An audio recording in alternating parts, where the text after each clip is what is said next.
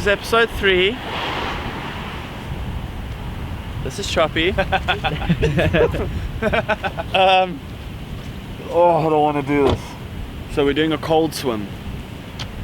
Well, a stationary swim. A cold sit. A cold dip.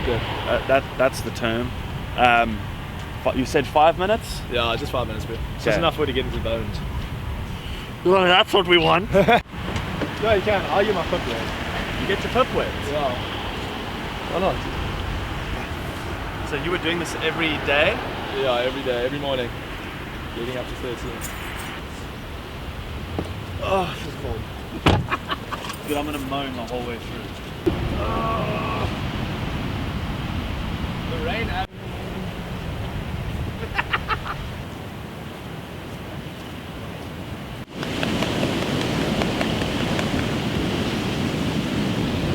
My toes! No. Shit, I'm on a rock. Yeah. Are you tiny? Yeah. Oh. It's nice to go there. Oh. Trying to think of how good that coffee's gonna be after. Oh, I like that. I like that. Okay, so what I really wanted to try focus on with this, while trying to stay alive. Choppy was doing this every morning, and I know it's all like Wim Hof and the whole cold water swim thing, and we literally ride at the ocean, so it's on our doorstep. So Choppy can explain a bit as to why he does this crazy shit every morning. Your turn, Kiss. Yeah, it's basically, it's kind of just, it's just kind of testing a mental strength. It's doing things that, I mean, like you say, you don't really get used to this, to be honest. Like, it's always uncomfortable. And it's just putting yourself in situations that are uncomfortable and trying to, like, because I mean, when you're in this, you just want to get out. Your body's screaming to you saying, don't do this, and it's kind of just taking control. And just keeping yourself in it, you know what I mean? Kind of making sure that you are the master of your mind, not the other way around. Yeah. Definitely not. And this is the perfect day to do it, because you can see how like cold and like miserable the ocean is. Yeah. It's not happy today. We'll come in behind it. That's dude, my body's it starts to sting, yeah? it's stinging, but it feels warm inside. You know what I'm saying? Like, maybe that's my organs, like, Yeah. okay! It's just panic mode. Yeah. Yeah, no, it's good. We're halfway there, dude. Sick. Easy peasy, Sick. dude. Easy peasy. Yeah, so this was a part of what you had to do, right, for 13 Peaks and everything? Yeah, I mean, this was more self-inflicted. I mean, obviously for 13 Peaks, the most crucial thing was just running.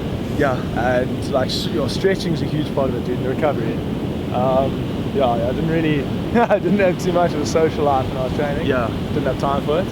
Because me doing 2 sessions a day, waking up at 4 every morning, meditating as well, that was another thing. Yeah. So just trying to like tie all the practices together. But this is, I mean, this is also, it's good for recovery. So after runs in the morning, you come here and do a cold dip. It's good for the mind, and then obviously it like squeezes out all the lactic acid in the body, and it's basically having a little ice bath for the rugby. You know what I mean? Sick. Yeah, so we'll pan around now, but Choppy basically ran 13 Peaks for anyone that doesn't live in South Africa and doesn't know what that is. So it's basically 13 mountain peaks in Cape Town. And I mean, this isn't exactly what they are, but you can kind of get it.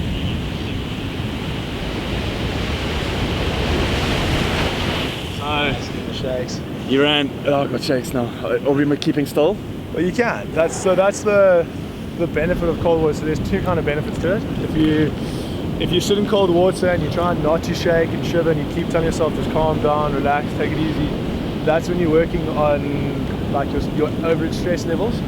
And then that's when you bring your daily stress levels down, and that's good for sort of anxiety and stuff like that. Sick, I need that. Whereas if you allow yourself to shake and you allow yourself to shiver, what that does is it activates, I think it's behind the back and neck, it activates the neuron that starts using brown fat. And brown fat is actually really good for activating your body and using fat as energy. Sick. So if you start to shake, that's good for fat loss. But if you don't shake and keep your body still, then that's good for stress levels. So you can choose which benefit you want out of it each day. That's very interesting. I'm gonna try go stress. try go shake. I need that shit. Oh.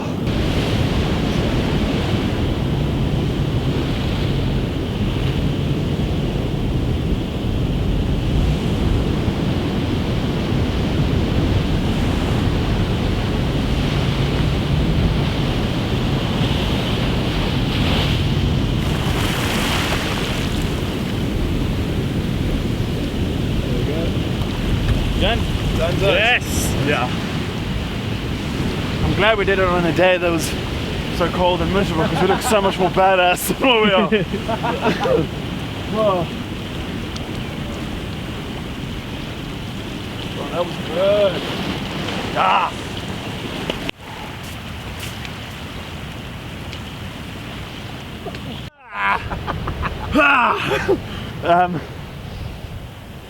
Smoothie bowl and a coffee. Yes, sir. That was so good. I'm definitely going to do this again. So, yeah, we come often. My tips for getting warm afterwards. Making sure the head, hands, and feet are sorted. So, beanies are good. Socks.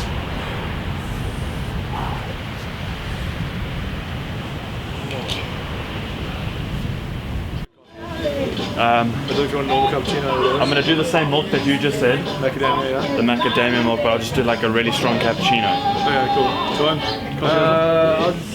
The same, I guess. Yeah. As cappuccino? Yeah, cappuccino. okay, cool. So, can we get 2 double shot cappuccinos? My hands are still like rock hard, like I can't, Yeah, it's kind of like, you kind of like, you lose function of them. yeah, I can't type. God forbid we can't type on our phones. Yeah.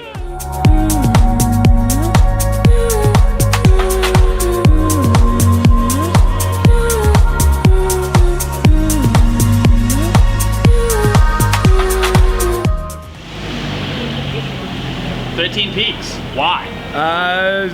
Yeah, okay, I think it was, I'd see my mates and stuff. I had 2 friends of mine who did it in December. I kind of thought it'd be a good challenge and stuff like that. And then I think leading into it, I kind of said like it was one of the things I'd say, okay, cool, it'd be cool to do. You know what I mean? And then to be dead honest, it sounds pretty silly, but I mean, like when my ex-girlfriend and myself broke up, I had a lot of time on my hands.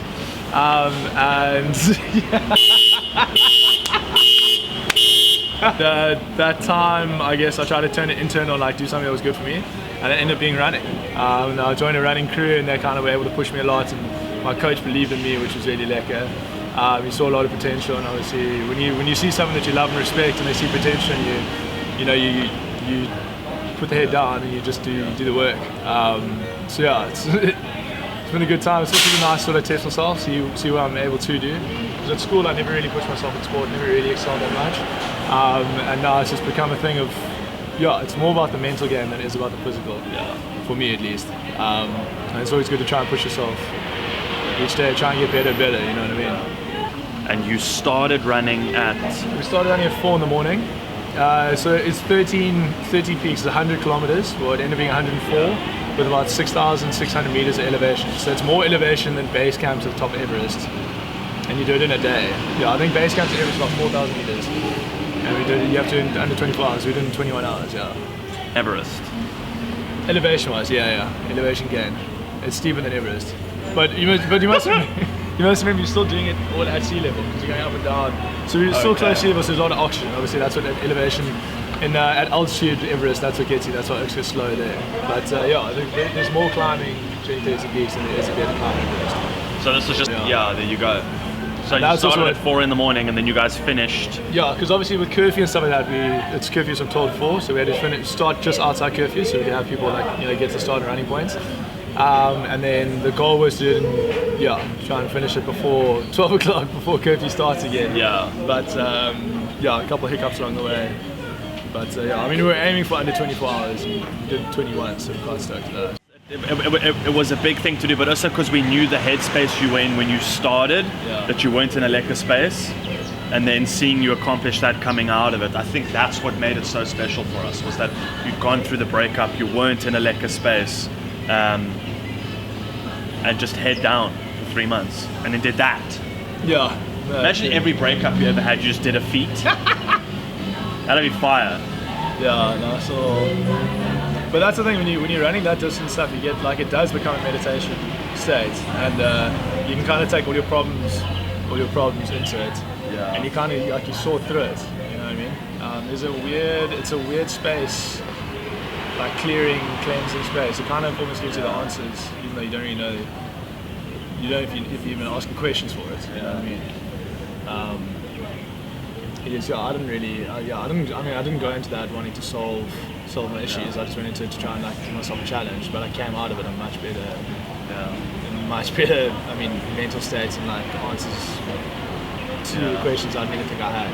Yeah. Which is really good. Well, I'll run 13 meters.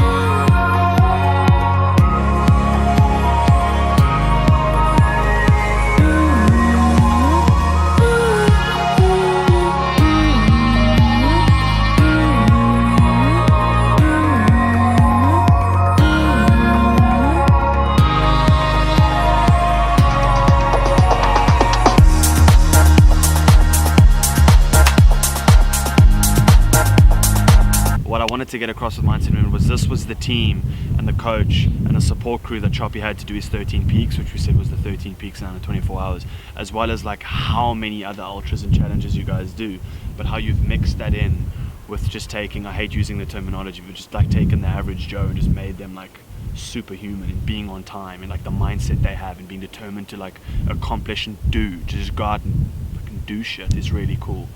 So hats off to what you've done. I think it's important that we highlight it in this episode. Thanks. Yeah, so Mindset Movement. Every time I see people at the gym that are running on the treadmill, I'm like, hey, you should hear about this team. Like I have one of the t-shirts. I couldn't find it today. I wore it to the gym yesterday. We're going to swing camera around at you as well. See? No, joking. She's like, when do we get this jacket? I have to get the jacket off. Hey, hello! You can come stand here. What is wrong with you? So, we filmed the other day with you guys doing the 50Ks up and down that mountain over there. So we're probably going to cut from a chat that we were having now in what you were just watching. So this has been shot like a few days prior to the chat, just to give you guys a bit of an understanding of what it is that Mindset Movement actually do. And what they're doing today is they are running up and down a mountain, basically the one behind me. They're running up and down this mountain for 12 hours. So yeah, this is what they do. It's insane. So he's running from, explain it to me now, from the baseline of the trees there. So basically where all the like rocky part starts, all the way down to the ocean, which is ridiculous. That's crazy. So yeah, and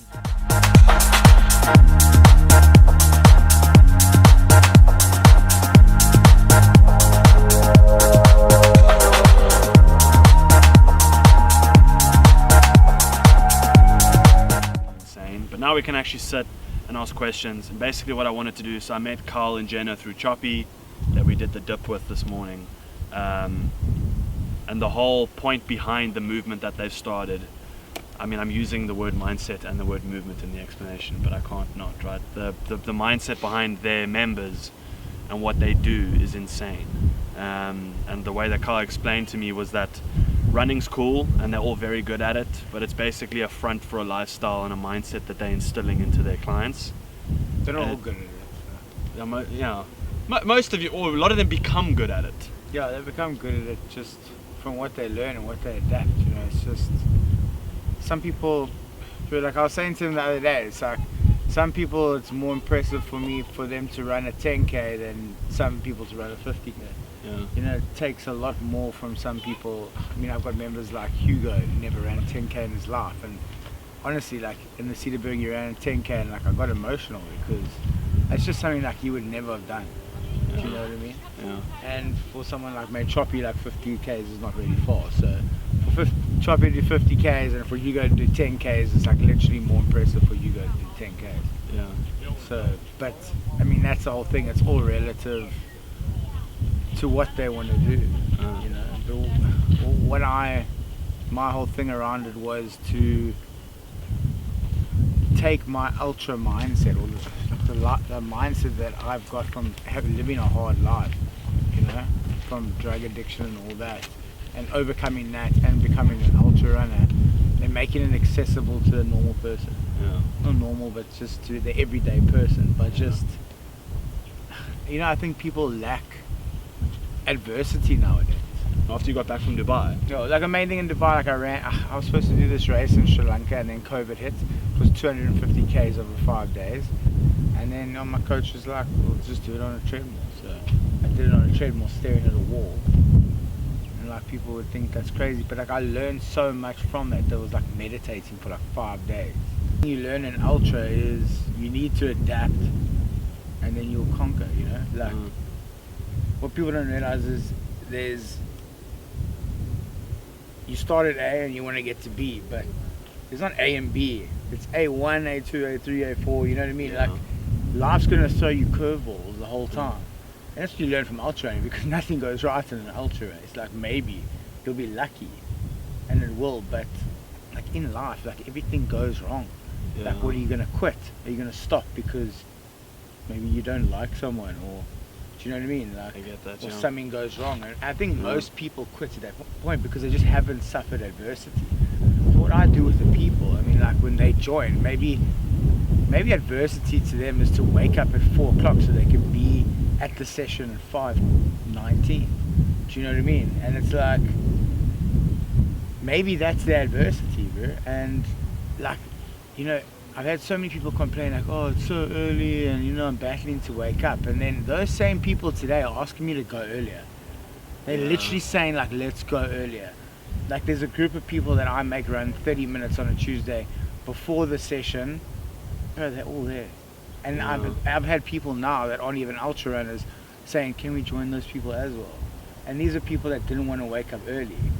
Do you know what I mean?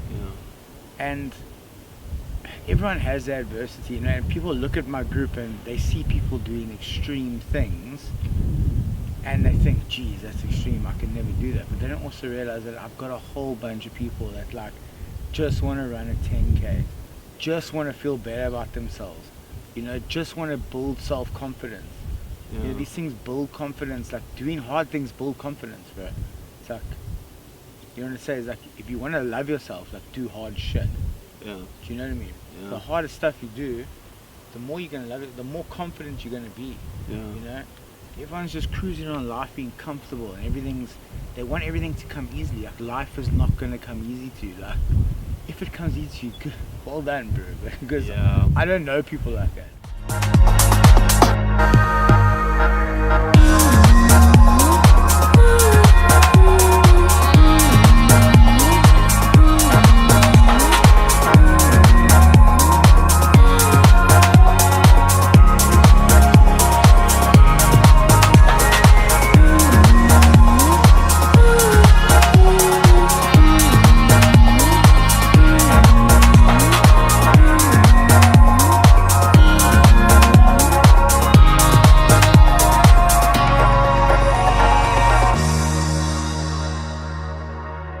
Behind every strong man there's a stronger woman. Legit. Jenna, and go! Leave me alone. Leave me alone. Fucking hell. So, the actual point of getting Jenna on film as well, like Carl's a badass and he's pretty ruthless, but then she has to deal with him, right? Which is like Okay. her life of just like dealing with Carl waking up at what, 3 a.m. every day. It's not that, you get used to it. Salmon and tuna diets. Black. Always up, always going. Shame, she's been at every single event backing everyone. Respect to you. Shout out. Thanks. Definitely. I want to get it on camera because we have to give you credit as well. Oh, thanks. Now it's on video. See, look how adorable they are. See? And Carl's all badass and ruthless, which he is. I wouldn't want to cross him. But that's his softie, you know? For sure.